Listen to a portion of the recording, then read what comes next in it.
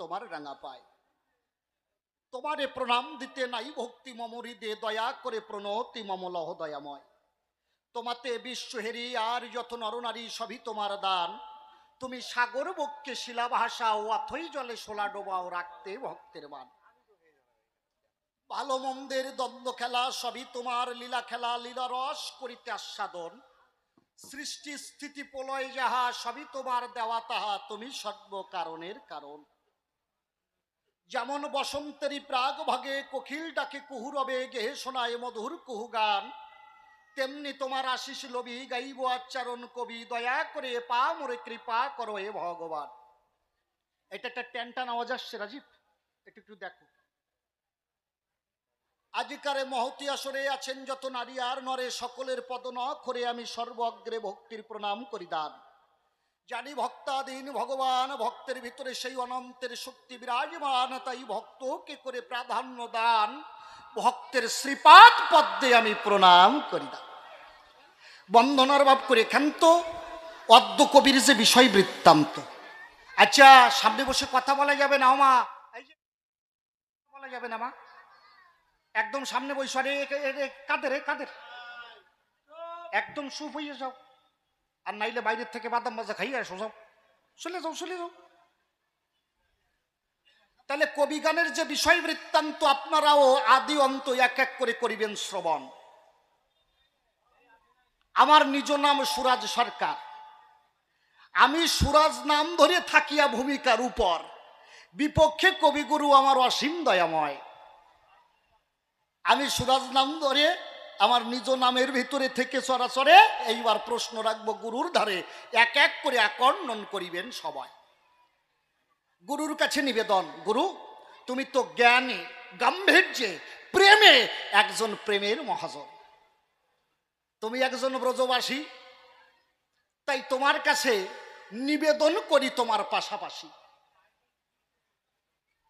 তোমার ভিতরে আমার মতো আর বিশুদ্ধ ভাব আমার দর্শন করি সর্বদাই, তাই তো তোমার পদনখরে আমার স্তুতিমূলক প্রথম নিবেদন রয়। কি? তারককর্তার হরিলীলামৃতখানি আপনারা জানেন যত জ্ঞানী গুণী অধ্যয়ন করেছেন, যত বিশ্বের বাজারে যত মতুয়া ভক্তদয়। তারককর্তা যেজন, হরিবল হরিবল, তারককর্তা যেজন শাস্ত্রের ভিতরে করেছে লিখন, প্রচারিতে গুরুগম্য সূক্ষ্ম সনাতন ধর্ম বিশ্ব বসুধায়, আসিলেন বিশ্বপিতে সূক্ষ্ম সনাতন ধর্ম দিতে আমার হরি দয়াময়। আমার কথা বোঝা যাচ্ছে বাবা? হরিবল হরিবল, তাড়াতাড়ি করো মা, দেরি হয়ে গেছে, তারপরে আর দরকার ছিল কি কি থেকে?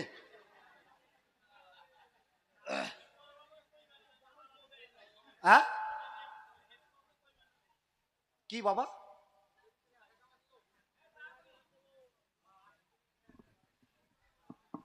তাহলে বসে শোনেন, নারী নারী খুলে বলি সভা পরে। এইবার প্রশ্ন করি গুরুর ধারে আমার জানতে কিঞ্চর, তারককর্তা এই যে শাস্ত্রের ভিতরে করেছে লিখন, প্রচারিতে গুরুগম্য সূক্ষ্ম সনাতন ধর্ম, অবনীতে আসলেন হরি দয়াময়। আচ্ছা, সূক্ষ্ম সনাতন ধর্ম বলে কেন কলম দিল হরিলীলামৃতের পাতায়? এইখানে তোমার কাছে আমার নিবেদন রয়, সূক্ষ্ম সনাতন ধর্ম কাহারে কয়? কেনই বা সূক্ষ্ম সনাতন ধর্ম দিতে আসলো হরিদয়াময়? তাহলে কি রামচন্দ্র সূক্ষ্ম সনাতন ধর্ম দেয় নাই? তোমার কাছে আমি জানিতে চাই, কৃষ্ণ কি তাহলে সূক্ষ্ম সনাতন ধর্ম দেয় নাই? আমার কথা কি বোঝা যাচ্ছে বাবা? গৌর হরি যিনি, রাধা অঙ্গ কৃষ্ণ অঙ্গ দুয়ে মিলে হলেন শ্রী গৌরাঙ্গ, সঙ্গে লইয়ে সাঙ্গ পাঙ্গ আসলো সোনার নদিয়ায়, অহৈত কি প্রেম ভক্তি আমার গৌর হরি জগতের মাঝে দেয়। তাহলে এনারা কি কেউ সূক্ষ্ম সনাতন ধর্ম দিতে পারেন নাই? তোমার কাছে আমি জানিতে চাই, আমার কথা লও, এই যে তারককর্তা কলম দিল সূক্ষ্ম সনাতন ধর্ম দিতে, হরিচা দিল, এই সূক্ষ্ম সনাতন ধর্ম কাহারে কয়? সূক্ষ্ম বলিতে কি বা বোঝো, সেই তত্ত্ব আমার আগে খোঁজো, তার একটু সঠিকভাবে আমার কাছে করিবে নির্ণয়। কি বোঝা যাচ্ছে আমার কথা? সূক্ষ্ম সনাতন ধর্মটা কি? আমরা জানি হিন্দু ধর্ম, খ্রিস্টান ধর্ম, বৌদ্ধ ধর্ম, মুসলমান ধর্ম, এক একটা ধর্ম হয়, কিন্তু মতুয়া ধর্ম সূক্ষ্ম সনাতন ধর্ম বলে লিখলেন শাস্ত্রের পাতায়। প্রচারিতে গুরুগম্য সূক্ষ্ম সনাতন ধর্ম হরিদয়াময়। তাহলে এই সূক্ষ্ম সনাতন ধর্ম কাহারে কয়? হরিচাঁদ ঠাকুর কি এমন সূক্ষ্ম তত্ত্ব জগৎ মাঝে দিল সেইটা একটু খুলে বলো। মূলত সূক্ষ্ম সনাতন কথাটা কেন শাস্ত্রের ভিতরে করেছে লিখন?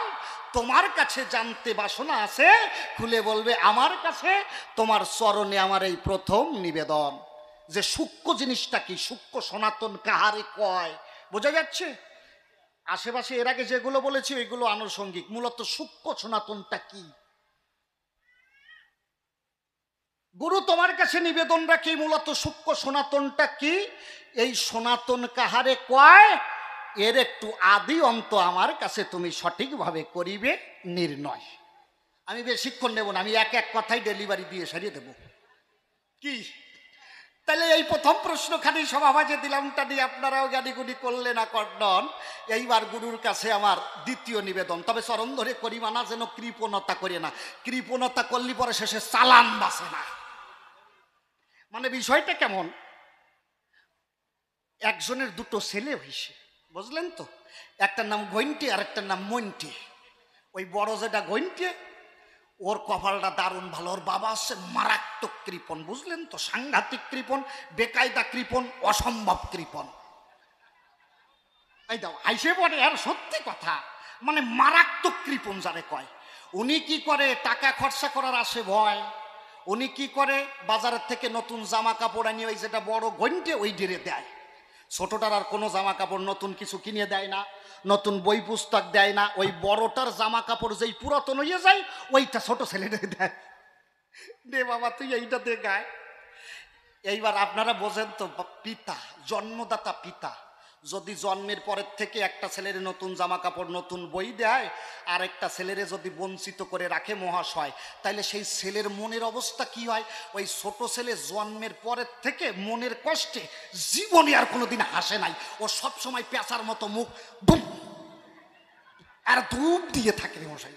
আর ওই ভূত পেঁচা আছে না, ভূতম পেঁচা কইছি আমরা, কি তাই না? ও একেবারে ভূত পেশার মতো ধুম। ওর বাবা জন্মের পরের থেকে কোনোদিন ওই ছোট ছেলের হাসতি দেখে নাই, বোঝেন না? ওর বাবা পুরাতন জামা কাপড় ছোট ছেলেরে দেয়, ওই বড়টার জামা কাপড় ব্যবহার করা জামা কাপড় তাই ছোট ছেলে দেয় গায়ে। এখন ওই ছোট ছেলের মনে কষ্ট, ও সব সময় মুখ কাটে, সব সময় মুখটারে পেঁচার মতো করে রাখে। এইবার কিছুদিন পরে দুই ছেলে বড় হয়েছে। দুই ছেলে বড় হওয়ার পরে কৃপণ মানুষ তো দেখবেন, কৃপণ মানুষরা খালি পয়সাওয়ালা লোক খোঁজে। পাশের বাড়ি এক জমিদার আছে, ওই জমিদারের অনেক টাকা পয়সা আছে, জমিদারের মাইয়াটা সুন্দরী, ওর সাথে বড় ছেলের বিয়ে দেছে। এখন বড় ছেলের বিয়ে দেছে, দেওয়ার পরে বড় ছেলে বোঝেন না, ছোটবেলার থেকে বাবা নতুন জামা কাপড় দেয়, নতুন বই দেয়, বউটাও দারুণ সুন্দরী, আর জমিদারের মাইয়ে বড়টা তো আনন্দে লাফায়, ছোটটা তো মুখ মলিন, বোঝেন না? দাদার ব্যবহার করা জিনিস গায়ে দিতে হয় সারা জীবন ধরে। এইবার ওই নতুন বিয়ে করা আসে নতুন বউ, এইবার ওই শ্বশুর স্বামী আর দেওরে খাতি দেশে বসি। প্রথমে স্বামীর পাতে ভাত দিয়েছে, তারপরে শ্বশুরের পাতে ভাত দিয়েছে, তারপর ওই যে ছোট ছেলে যেটার মুখ সব সময় অন্ধকার করা থাকে ওইটারে ভাত দিছে। দেওয়ার পরে ওই ছোট ছেলে জীবনে কোনোদিন তো হাসে নাই, নতুন বউয়ের মুখের দিকে তাকাইয়ে মিসমিসাই করে আসি দেয়। ওর বাবা কয় শালা ব্যাপার কি, হাসলো কেন? এ শালা হাসলো কেন? এরে জীবনে কোনোদিন হাসতি দেখি নাই, সারা জীবন মুখটা পেঁচার মতো দুম দুইয়ে রাখছে, আজকে হাসলো কেন? ছোট ছেলেরে জিজ্ঞাসা করছে, কি রে কি ব্যাপার, এই দাঁত কেলাস কেন, হাসিস কেন? ছোট ছেলে কয় বাবা কব না। ওর বড় বাবা কয় আমি না শুনিয়ে যাবো না, হাসলি কেন তাই ক। ছোট ছেলে কয় বাবা ভয়ে কব না নির্ভয়ে কব? কয় নির্ভয়ে কয় শোনো বাবা। কি? কয় দেখো আমরা দুটো ভাই। কয় হ্যাঁ তা তো ঠিক। কয় দাদারে নতুন জামা কাপড় করিয়ে কিনে দাও, দাদা 1 বছর ধরে ব্যবহার করে সেই জামা কাপড় পুরাতন হয়ে গেলি আমারে দাও, আমি দেই গাই, তাই তো? কয় হ্যাঁ। কয় তার মানে সারা জীবন দাদার ব্যবহার করা জিনিস আমি পাইছি? ওর বাবা কয় তা তো ঠিক। কয় বাবা ওই জন্যই তো বৌদি যা সুন্দরী, বৌদির মুখের দিকে তাকাইয়ে তাকাইয়ে হাসতেছি। কয় কেন? তাই সারা জীবন বাবা দাদার ব্যবহার করা সব জিনিস যদি আমি পাই, এই দাদার বউ যা সুন্দরী, দাদা 3 মাস পর এই বউ ব্যবহার করার পরে ওই বউ তো আমি পাবানে, আমি সেই মনের আনন্দে হাসতেছি রে বসাই। তা বেশি কৃপণতা করলে পরে বসে শুনে দাঁড়ি ধরে দোষাটা কিন্তু এই রকমই হয়। চরণ ধরে করিবা না, শেষে কিন্তু আর চালান বাসে না। কথা দেবা, একটু সঠিকভাবে তুমি এসে জবাব দেবা। তাহলে এই প্রথম প্রশ্নখানি সভা মাঝে দিলাম টানি, জ্ঞানী গুণী করিলে না কর্ণন, এইবার তাহার কাছে আমার দ্বিতীয় নিবেদন। কি? মতুয়ার ভাব অকামনা, মন্ত্রতন্ত্র নাহি জানে ব্রজ উপাসনা। মতুয়ার ভাব অকামনা, মন্ত্রতন্ত্র নাহি জানে ব্রজ উপাসনা। আচ্ছা, ব্রজ ভাবের সাথে মতুয়াদের ভাবের মেলে? আমার কাছে বলেন দেখি, এই মেলে নাকি? মেলে বাবা? ব্রজ ভাবের সাথে মতুয়াদের ভাবের মেলে?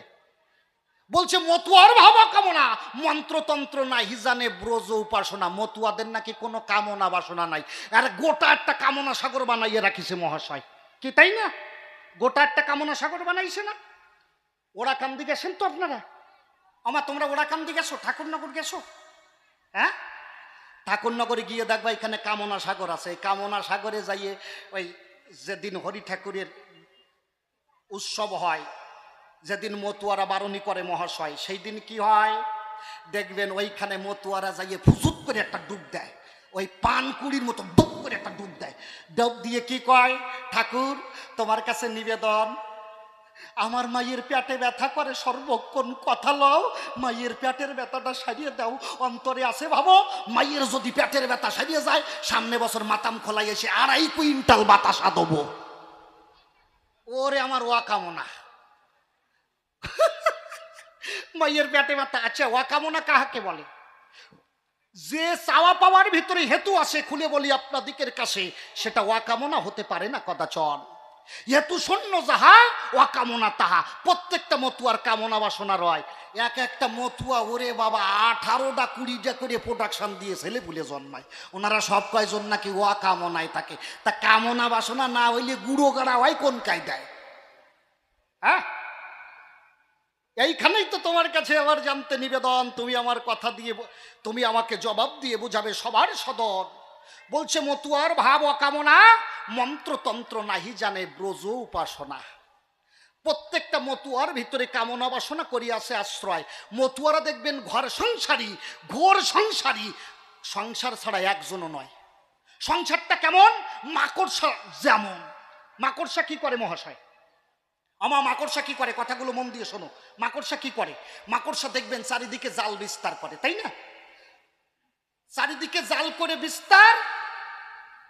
মাকড়সা থাকে ওই মিডিল পোর্শনের ভিতর, মানে মধ্যে থাকে, তাই না? চারিদিকে জাল বিস্তার করা থাকে। যখন কোনো পতঙ্গ উড়িয়ে যায়, যখন বাদে ওই জালের গায়ে, মাকড়সা কি করে? আস্তে আস্তে গিয়ে ওই পতঙ্গটাকে ধরে খায়। ঠিক কি না বাবা? ঠিক বলছি তো? ঠিক সংসারই তেমন, ওই মাকড়সা যেমন। সংসার নামক মাকড়সা কি করছে দেখেন? সংসার নামক মাকড়সা চারিদিকে তার মায়া জাল বিস্তার করছে। জালগুলো কি? জাল হলো কেউ ভগ্নী, কেউ ভ্রাতা, কেউ কন্যা, কেউ মাতা, কেউ পিতা, এক একটা মায়া জাল। খুলে বলি সভাতল, এ হলো এক একটা মায়া জাল। আর আমরা ওই পতঙ্গের মতো মহাশয় মায়ার কবলে পড়িয়া ওই জালে বাঁধিয়া রয়েছি। মায়া আসিয়া আমার দেহের প্রেম ভক্তি সকল কিছু আস্তে আস্তে সব শেষ করে দেয়। তাহলে অন্তরে করো বিবেচনা। সংসারে থাকিয়া কেউ অকামনা বা কামনা শূন্য হতে পারে না। তাহলে মতুয়া যাহারা হয়, হরি ঠাকুর আদর্শ গারস্থ ধর্মের শিক্ষা দেয়। কি বললেন?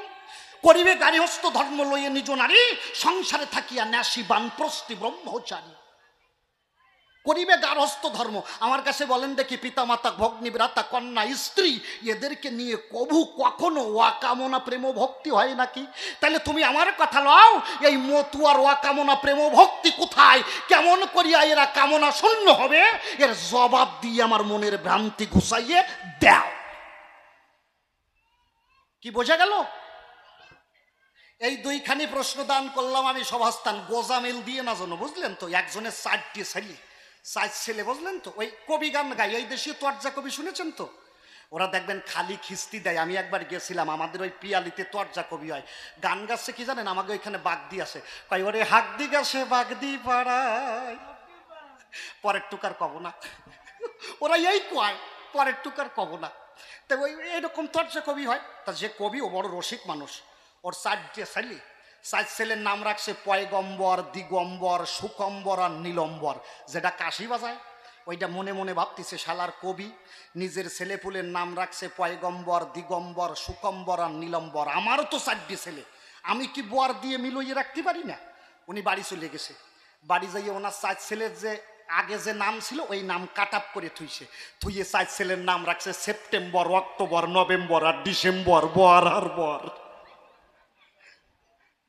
তা তুমি আমার কথা লোভা, এইরকম গোজামিল না দিয়ে সঠিকভাবে জবাব দেবা। যাক, এইভাবে আর দরকার নাই। এইবার সুরছন্দ ধরে তান ভাবের পালায় একখানা গান গাই। ওপার হতে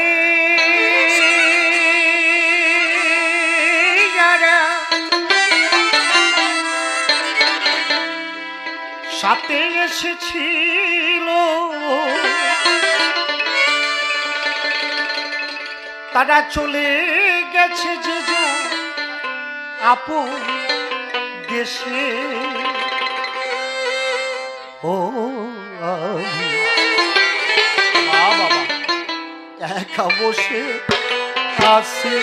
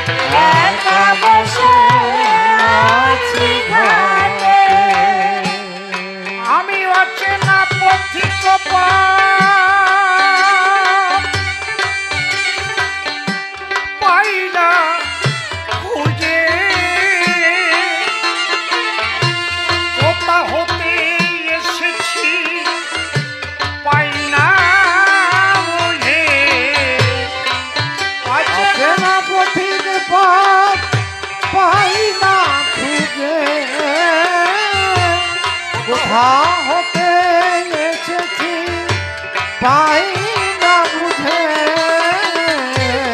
আমি অচেনা পথিক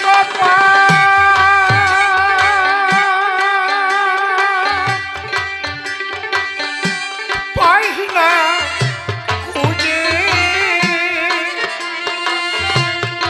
কোথা হতে এসেছি পাই না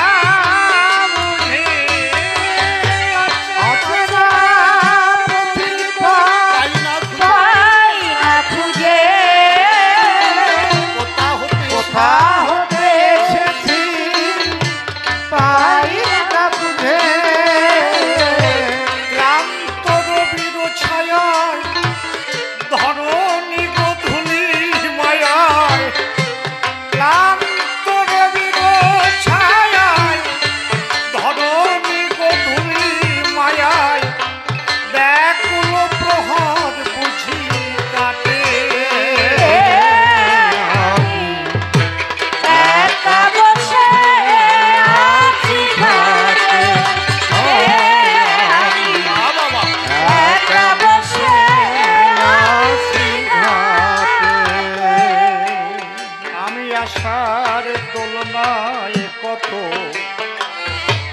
দোলে খেয়েছি হাসির মনে কত গান আশার দোলনায় কত লিখে গেছি, হাসির মনে সে কত গান গেয়েছি, ওরে যাদের নিয়ে আমি খেলেছি খেলা, আমি মিলাইছিল কত সুরের মেলা, আমি খেলেছি খেলা মিলাইছিল কত মিলাইছিল কত বাবা সুখের মেলা। আমার কি হতে কি যে হলো, কে যে কথা চলে গেল, কি হলো এ কথা চলে এ গেল, কথা চলে গেল, সারা পাই না মাথা ফুটে, একা বসে আছি ঘাটে, আমি একা বসে আছি ঘাটে। যাদের স্মরণে এবে হয়তো এখন কোথা সেই কবি গুরু রাজেন্দ্র নকুল, ওরে যাদের স্মরণে এবে হয়তো এখন কোথা সেই কবি গুরু রাজেন্দ্র নকুল, কালের খেয়াই কে কোথা চলে গেছে হায়, ওরে কোথা সে কবি গুরু নিশি ও বিজয়, আর গালের খেয়াই কে কোথায় চলে গেছে হায়, কোথা সে প্রাণের কবি নিশিয়ার বিজয়। পাগল কবি বিজয় সরকার মহাশয় কলম দিলে 16 আনা তফিল নিয়ে করেছি কারবার, জমা শূন্য খরচ বেশি হয়েছি বারবার, জীবনের খাতায় কিছু জমা নাই, অবশিষ্ট কিছু নাই। 16 আনা তফিল নিয়ে জগতে এসেছিলাম, সুন্দর দুটো চক্ষু, দুটো কর্ণ, নাসিকা, সুন্দর মুখ, দুটো হস্ত, দুখানা চরণ, সুন্দর একটা অবয়ব। এখন আর কিছু সুন্দর নাই, খালি হাতে খেয়া ঘাটে দাঁড়িয়ে আছে। যে চোখ দিয়ে অদূরের জিনিস দেখতে পেতাম, সেই চোখ দিয়ে কাছের জিনিস আর দেখতে পাই না।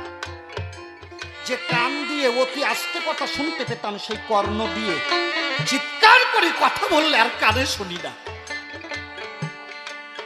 রসনায় জিহবা আড়ষ্ট হয়ে গেছে, রসনায় আর কৃষ্ণ নাম করতে পারি না। হস্ত ডাক দিয়ে বলছে বন্ধু আমি কর্মহীন, চরণ ডাক দিয়ে বলছে বন্ধু আমি গতিহীন, আর পথ চলিতে পারি না, এবার আমাকে বিদায় দেন। সবাই এক এক করে বিদায় চাইছে, বিদায়। এই কর্ণ দিয়ে কোনোদিন মধুমাখা কৃষ্ণ নাম শ্রবণ করি নাই। যদি দিন থাকিতে সাধু গুরুর প্রেম বাজারে গিয়ে যদি রসনা ভরে মধুর হরিনাম করে, যদি মধুমাখা হরিনাম কৃষ্ণ নাম শ্রবণ করতাম, তাইলে হয়তো দীনবন্ধুর করুণা হতো, তার রাতুল শরণ পেতাম।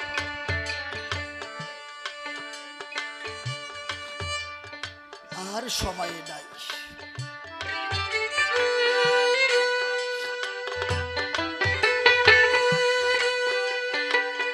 গত পরশু গান ছিল, গতকালকেই তো ত্রিপুরা গান ছিল, ত্রিপুরা। রাত্রবেলায়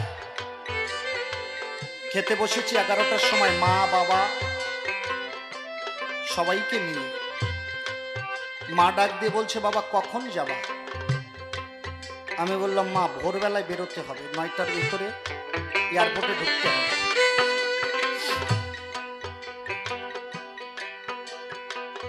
মা বলছে সাবধানে যেও। তাই বললাম, তুমি আশীর্বাদ করো, সকল কিছু তো ঈশ্বরের হাতে। আমার মা বললেন, বাবা আমি আশীর্বাদ করে আর কি হবে, আমি তো তোমাকে যেদিন জন্ম দিয়েছি সেদিনই তো সব দিয়ে রেখেছি। তুমি যদি পারো দূর দূরান্তে যাও তো, হরিভক্তের সঙ্গ করো। হাতটা ধরেছে এইভাবে ধরে বলছে, বাবা হরিভক্তের সঙ্গ তো করো, যদি পারো আমার জন্য একটু হরিভক্তের চরণ ধুলি এনো। আমি হরিভক্তের চরণ ধুলি সর্বঙ্গের তিলক করে, আমি প্রেমানন্দে ভক্তের চরণ ধুলি অঙ্গে। ভোরবেলায় 4টের সময় উঠে আমার ঘরে, আমরা হরি ঠাকুরের মতে, কিন্তু আমার ঘরে আমার হরি ঠাকুর আছে, রাধাকৃষ্ণ আছে, 5-5জন গোপাল আছে, গোপাল মানে বাল গোপাল। আমি কোনো কিছুতে বিভেদ দেখি না, আমার ঘরে সব আছে। বাল গোপালের সেবা দেওয়া হয়, হরি ঠাকুরের পূজা দেওয়া হয়। আশীর্বাদ করবেন। মার কথায় আমি এইটুক বুঝলাম, কবিগান্তক যুক্তিতর্কের গান, জ্ঞানের দ্বারা ভক্তির নাশ হয়। কিন্তু মার কথায় এইটুক বুঝলাম যে মানুষের অন্তিমের পরিণতি সাধুগুরুর চরণ ধলি, আর কৃষ্ণ নাম ছাড়া গতি নাই। যতদিন জগতে থাকি যেন প্রেমানন্দে হরিভক্তের সঙ্গ করতে পারি, আর ভক্তের বজরজ মাঝে প্রেমানন্দে ঘোরা করে দিতে পারি।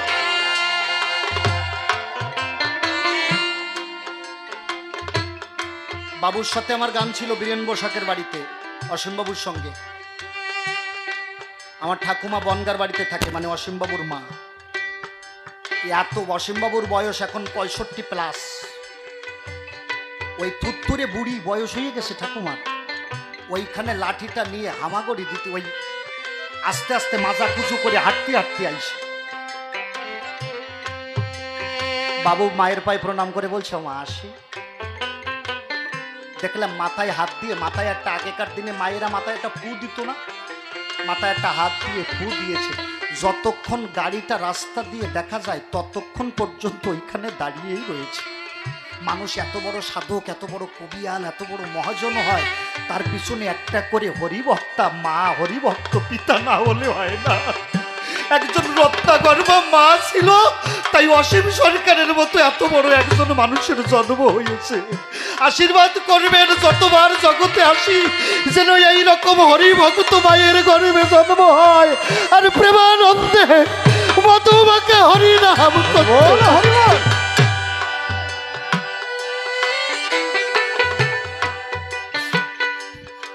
কবিতার কামের করে কলম দিলেন কি, যাদের স্মরণে এ দেশ হইত এখন, কোথা সেই কবি গুরু রাজেন্দ্র, যাদের স্মরণে দে হইত এখন, কোথা সে কবি গুরু রাজেন্দ্র।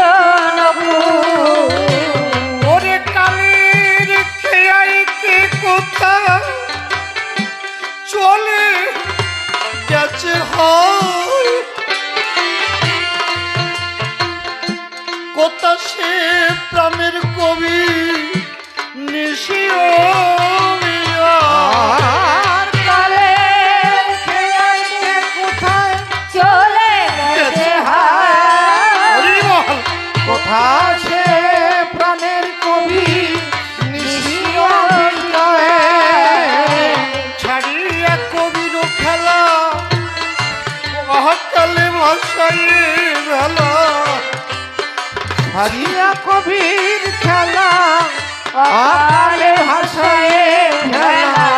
রসিক চলিয়া লোকে আমি একা বসে আছি ঘাটে আমি একা বসে আছি ঘাটে। আমি জীবনে খাতার পাতায় কি যে লিখি চাই কিছু তার মুছে গেছে কিছু বলে না জীবন খাতার পাতায় কি যে লিখি চাই হরিবল কিছু তার মুছে গেছে কিছু মনে নাই আমি জীবনে খাতার পাতায় কি যে লিখে চাই অনেক কিছু তার মুছে গেছে কিছু মনে নাই আমি উলটিয়া দেখি পাতা আমার ছবি যেন ভুল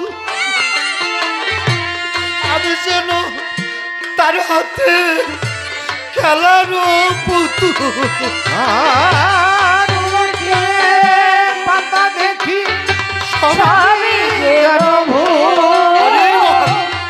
আমি যেন তার হাতে খেলার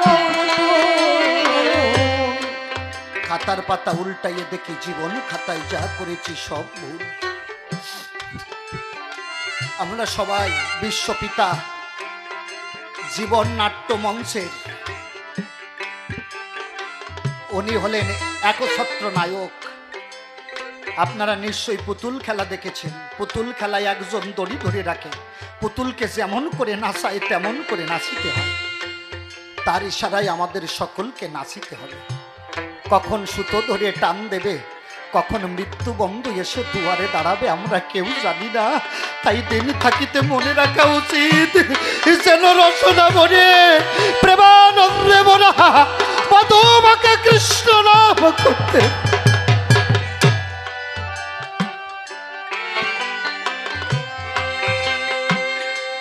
জীবন খাতার পাতায় কি যে লিখি চাই কিছু তার মুছে গেছে কিছু মনে নাই আমি উলটিয়া দেখি পাতা আমার ছবি যেন ভুল আমি যেন তার হাতে খেলার পুতুল পাতা দেখি সবই যেন ভুল আমি যেন তার হাতে খেলার একদিন বেতনার ঝুলি কাঁদে ওই দিন না দিবসে কাঁদে বেদনার ঝুলি কাঁধে দিন না দিবসে কাঁদে তোরি বুঝি আসি লই সুতে আমি একা বসে আছি ঘাটে আমি একা বসে আছি ঘাটে। আশা যাওয়ার সংসারে কেউ তো কারণ দু চারে দিনের খেলা ঘর মনার মায়ার অভিনয় তাই তো বলি ও মন ভোলা তুমি কেন করো দেরি আরে দিন থাকিতে বদন ভরে তুমি বলো হরি হরি হরি নামটি সর্বসাধ্য সর্বশাস্ত্র সার হরি নামে মুক্তি পাবে বাবা এ বিশ্ব মায়ার পাপি তাপি যারা ছিল গো দেখো কেন হরি নাম যখন লয় হরি নামে চিদানন্দে মুক্ত হইয়া যায়। যতদিনই জগৎ মাঝে আমি বেঁচে থাকবো, হায় আমার হৃদয় যন্ত্রে সদা যেন বাবা কৃষ্ণ গুণ গায়, যেন হরি নামটি করিতে পারি গো। আপনারা এই আশীষ করিবেন দান, আপনাদের বদন করে আমার আত্মনিবেদন। সুরাজ হয়ে গুরুর কাছে জানতে অভিপ্রায়, এই হরি ঠাকুর জগৎ মাঝে কি বা সূক্ষ্ম ধর্ম দেয়। ওরে প্রচারিত গুরু গম্য সূক্ষ্ম সনাতন ধর্ম গো, এই জগৎ মাঝে দিল তারক কর্তা তার লিখনিতে শাস্ত্রেতে লিখিল। তবে সূক্ষ্ম সনাতন কাকে বলে গো? জানিতে অভিপ্রায় আর জবাব দিয়ে বুঝাইবে আসিয়া সবাই। আরেক প্রশ্ন তোমার কাছে আমার জানতে কিঞ্চন, আর জবাব দিয়ে বুঝাইও সবারই সদন। মতুয়ার ভাব কেমনে অকামনা জানতে বাসনা আমার কথা লবে, আর জবাব দিয়ে মনের ভ্রান্তি বোঝাইয়া দেবে। এই তো তোমার কাছে আমার কত নিবেদন রয়, আর জবাব দিয়ে বোঝাইও আসিয়া সবাই। এই দুটো প্রশ্ন করলাম, তাই না? মূলত সূক্ষ্ম সনাতন ধর্ম কারে কয়, আর মতুয়ার ভাব অকামনা, তন্ত্র মন্ত্র নাহি জানে ব্রজ উপাসনা। তাহলে সংসারে থাকিয়া কেমন করে অকামনা প্রেম ভক্তি হয়, এইটুক তোমার কাছে আমার জানতে নিবেদন পায়।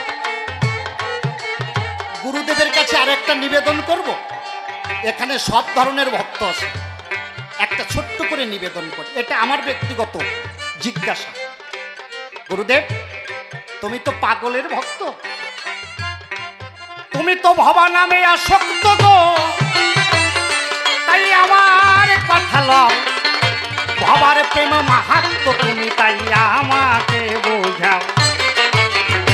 ভবা কৃষ্ণ কালী সকলকে একত্র করে পূজা করে, কৃষ্ণ পূজাও করে, আবার ভবা কালী পূজাও করে।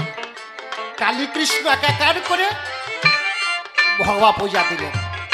ভবার এই পূজার ভিতর দিয়ে জগৎ জীবকে ভবা কি শিক্ষা দিতে চাইছে আমরা জানি। যারা কালী ভক্ত তারা বৈষ্ণবদেরকে ভালো চোখে দেখে না, যারা বৈষ্ণব তারা দেখবেন কালী পূজার প্রসাদ খায় না।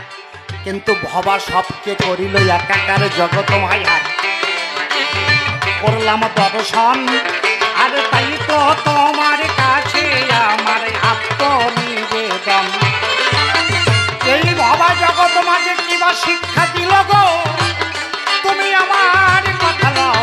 জবাব দিয়ে মনের ভ্রান্তি ঘোচাইয়া দেও। আর তবে আর বেশি কথা বলবো না, ছেড়ে দিয়ে যাবো আমার গভীর কল্পনা। এরপরে গুরু আমার সভাতে আসবে, তাহার ভাবের কথাগুলি খুলিয়া কহিবে। দেখিলে সে কোনো বা ভাবে কোনো বা কথা কয়, কোনো বা ভাবে তোলে তাহার ভাবের পরিচয়। যথা বট্টরত বলবো না তো বেশি, বেশি বললে তার গোচারে হয়ে যাব দোষী।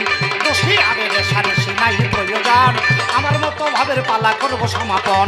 আসরেতে আছেন যত মাতৃশুতি চায়, সকলেরও চরণেতে প্রণাম বটরয়। পিতৃগণ আসরেতে আছেন যতজন, আমি বন্দনা করি বাবা সবারই চরণ।